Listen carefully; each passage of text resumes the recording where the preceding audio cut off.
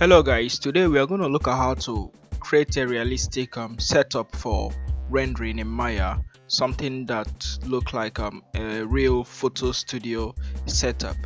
Okay, so without wasting much of your time, let's look at how to do this. Now first of all, you need to know how to navigate in Maya, then you need to know how to create some simple object and lighting before you understand what I'm about to show you, but nevertheless you can still follow along if you don't know anything at all. So let's first of all create a plane. Then I'm going to scale this plane up to this point, maybe even more. Then I want to go to the edge. By the way, press 5 on the keyboard to shed it.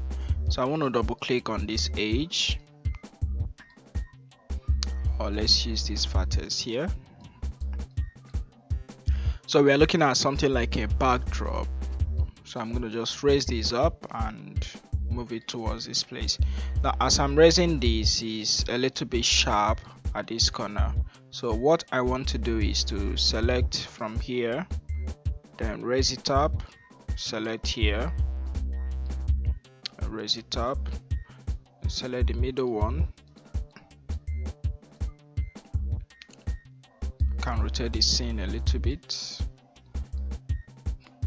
Okay, so just dolly it back a little bit. Let's press 3 on the keyboard just to make sure this is smooth enough. Then we can select this again to raise it up. So we can even raise this up more, so you can see we are having that nice curvature here. So let's just pull this up to this point. Okay, I think this is good enough. Now the next thing to do is to quickly use the scale tool and scale this very large, as large as possible. So this is going to serve as our backdrop.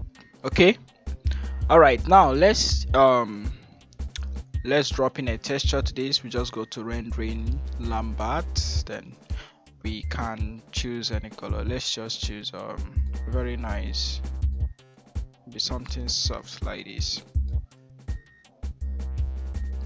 Alright, so let's create a sphere because we are using a sphere to test this. Let's create a sphere. Go over to your polygon and click on sphere. We can scale this up a little bit, raise it up. Okay, let's scale it down small. So I want to make sure that this is up.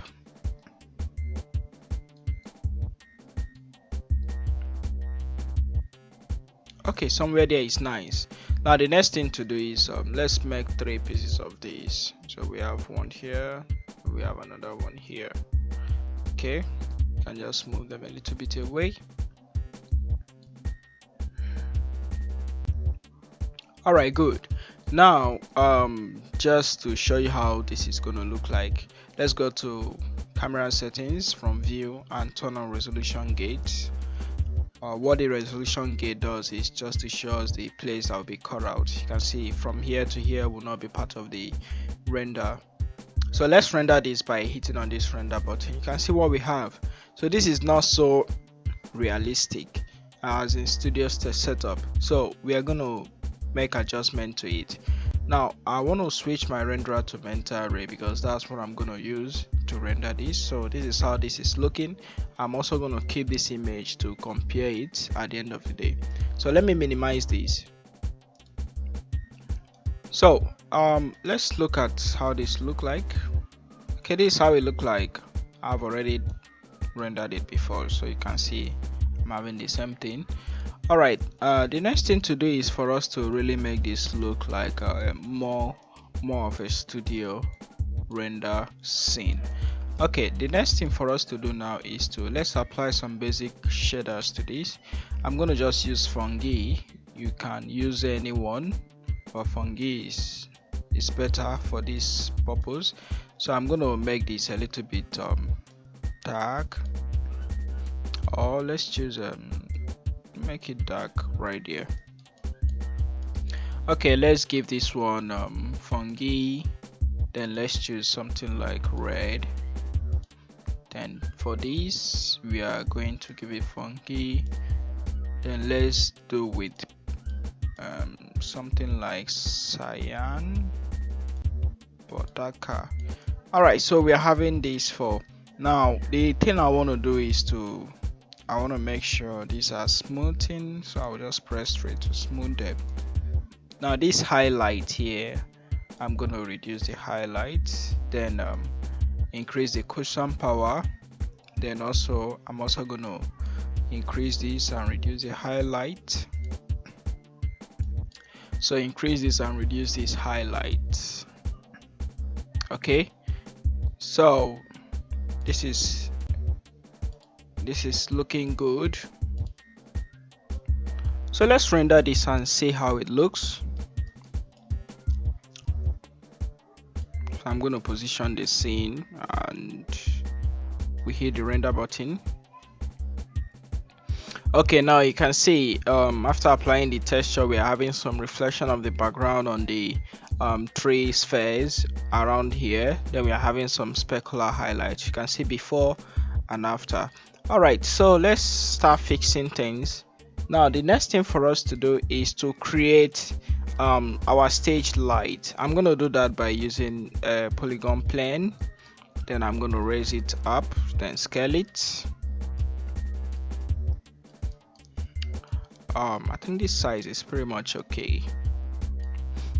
Alright, now just come over to your rendering and apply this surface material. Just crank out this value to white. Aside from the out transparency.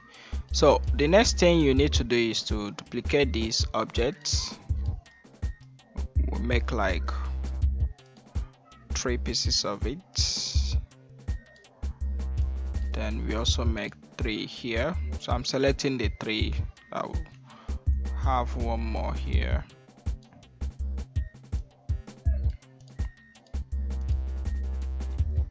Okay, so I don't want the space to be too much.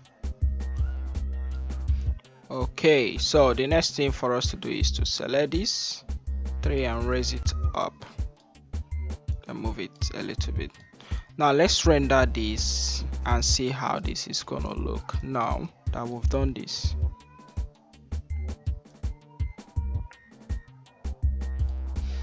So we hit the render button.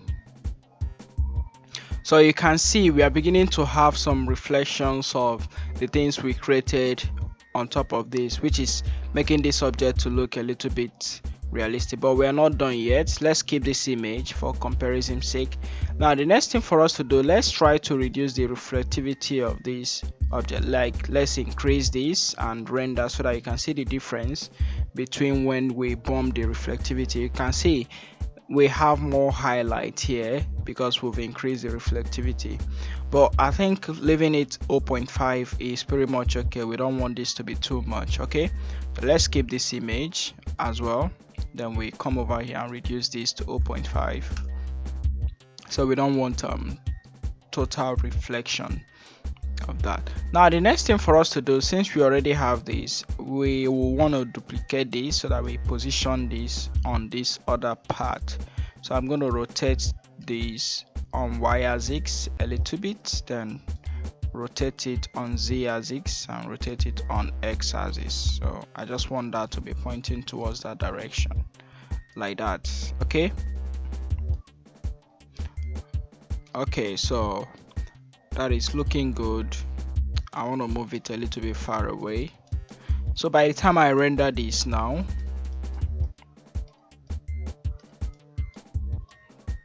let's position this and render.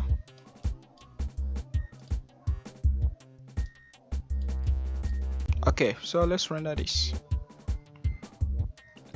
You can see we are beginning to have another highlight here. So one more thing we would like to do is to let's make duplicate of this sphere and use it as another source of reflection from this angle. Can make this sphere a little bit bigger like this and raise it up. Okay, we want to give it a surface material and increase these guys to white outer glow white as well. The outer glow is not really necessary, but you can increase that. So let's render this and see how this is gonna look. So by the time I hit render, you can see this is beginning to take shape. Let's keep this image. Now the problem we are having is we are having this our background reflecting on this sphere, which is something that we don't want. So what we need to do to solve this problem is to select the background, then we go to mental array. From the p-plane shape one, we can locate mental array, then we scroll down on the mental array. We have render start, where we can turn on cast shadows and stuff. Like if we turn on if we turn off primary visibility and render this, we are not going to see the background again. You can see we don't have that background anymore. Okay, so that's what the primary visibility does, but we still have the background casting reflection on this sphere, which is not what we want. So we are going to turn on this. We have cast shadow. If we turn it off and render, you are going to see that the simple shadows will not be there, but the reflection will still be there. So let's keep this image again and we turn this back on. Now from here we are going to move to, since we are using mental array, we are going to move to the mental array category from the p-plane. So we have the p-plane one, not the shape itself. That's the p-plane one. We have the, from this mental array section, we have the derive from Maya, then we have hide. So if we turn this off, this is going to be activated. So if we hide this and render the scene, we are not going to see the background and we are not going to see the reflection. So this has solved the problem, but at the same time we need the background, but we don't want it to cast the reflection on it. So what we need to do, let's keep this image. What we need to do in order to solve this is to turn off hide, then visibility we say yes, the trace we say yes, the shadows we say no, the trace we say no, the shadow, we don't want shadow. Okay, probably we might want to use shadow. So let's render this now. Right, so this is exactly what we want, because we've turned off the trace. We are no longer having this background casting reflection on this surface. So for comparison's sake, you can see before, which is here, how this is casting this reflection, then you can see after. Finally this is free. Now some things are missing from this, which is ambient. We are going to create some light in order to give the stage a kind of ambient look and also some shadows. Okay, so to do that, what we are going to use now is, let's keep this image. We are going to use let's use a point light, then we want to turn on light, use all light, and let's raise this light up. So we raise it up to this place. You can see the whole scene is lit up. Now the next thing for us to do, before I do that, let's render it so that you can see the difference.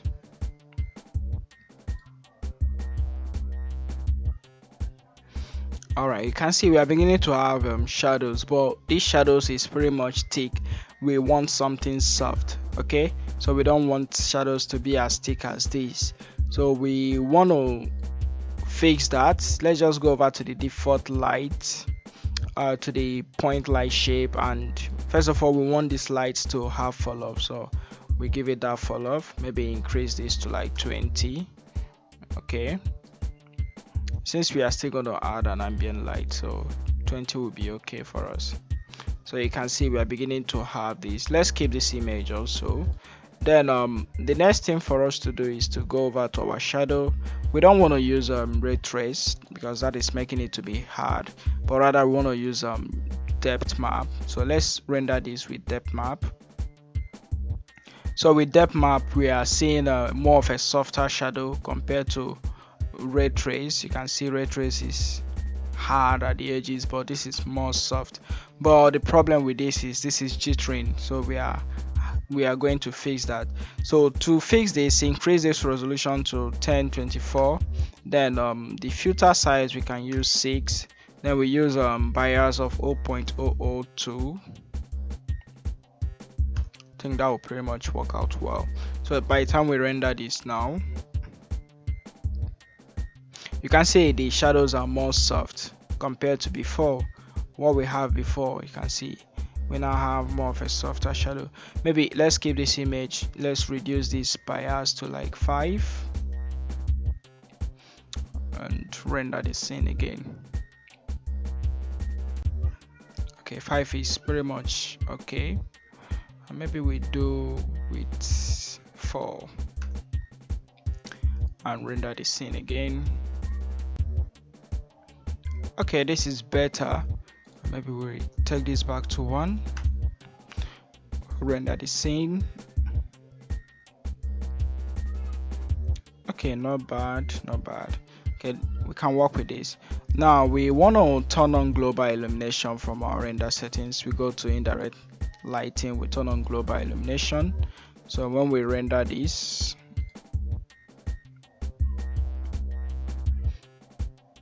can see before and after, so a little bit of change. Then we also want to turn on final gather. Then we render this again. Alright, so this is much better now because we've turned on final gather. You can see the result we have with final gather is much better. You can see before without final gather, but now with final gather we are having more of a realistic render. Okay, so one next thing you can do is to add an ambient light. So I'll just throw in an ambient light there, and I want to increase the ambient shade. Okay, just for you to see how this will look. By the time I render it, everywhere is gonna be so bright.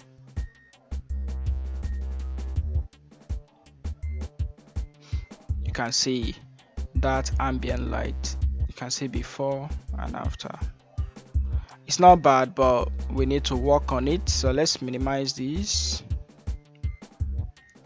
and this. Then we can raise our ambient light up, maybe bring it forward a little bit. Then we reduce the intensity to 0.2. We don't want too much of it. So let's go ahead and render this again.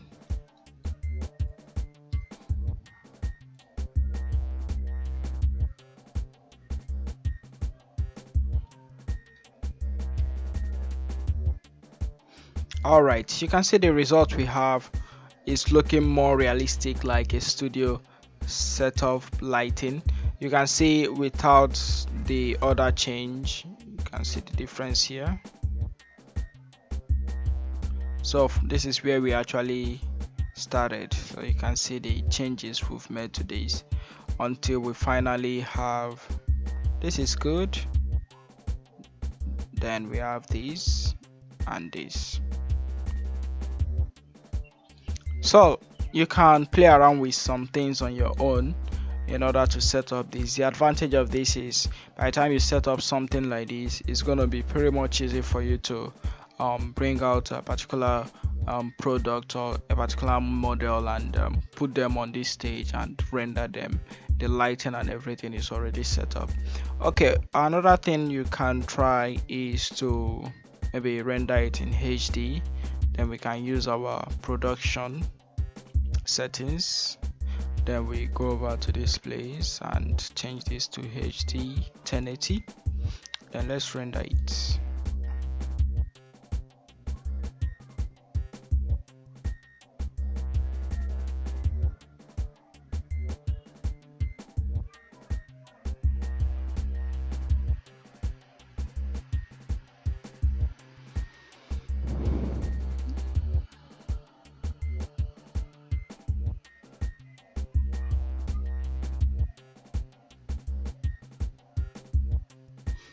Okay, so you can see the HD render of this, which is looking good. So you can use this for a lot of things. to do. I believe you've learned some simple tricks and technique that can help you in Maya. Don't forget to subscribe to this channel if you've not, and thumbs up if you like this video tutorial. Then also leave your comment in the description box if you need any help or you need us to do something for you. Thank you for watching. Kindly keep watching, because I'm gonna make another tutorial of how to apply this stage on a particular product, or probably a particular model, something like a jug or a cup, in order to render it in a stage like view, so that you can see and understand the real application of this light setup. Keep watching, guys, and make sure you subscribe to the channel one more time. Thank you for watching. See you next time.